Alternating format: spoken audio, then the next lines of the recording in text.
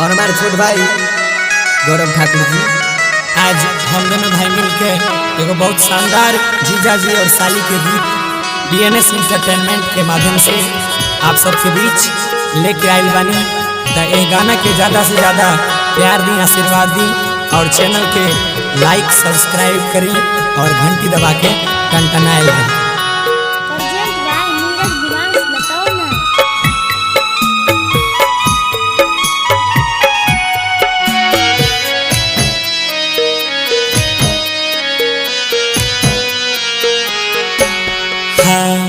बड़ा रे जतन से साली के पटली रे, साली के पटली रे, से हो साली के सारू लेने जाए।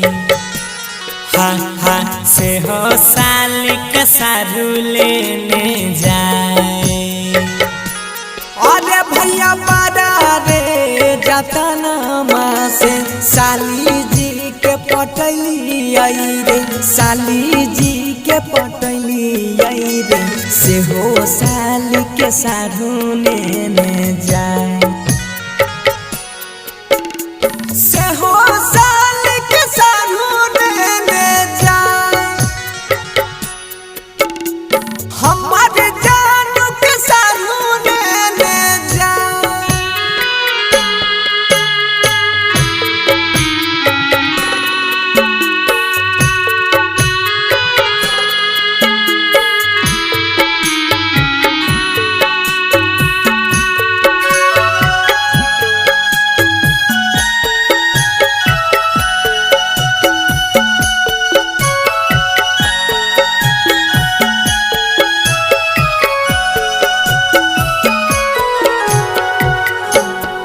हो भैया दामी दामी लहंगा चोली किनी किनी दिली हो, लानी लानी दिली हो, सारू सारी पिन्हाई लेने जाए।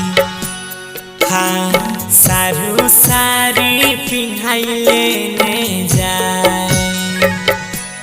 आहो भैया दामी दामी लहंगा चोली किनी किनी दिली आई हो, किनी किनी दिली हो, साड़ी पिन्हाई सारू लेने जाए।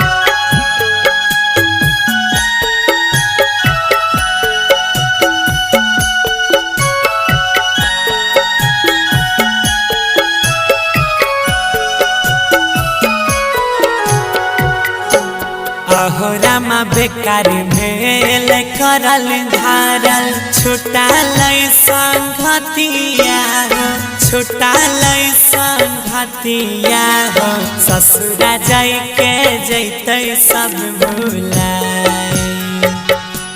हाँ ससुरा जाय के जैते सब भुलाए।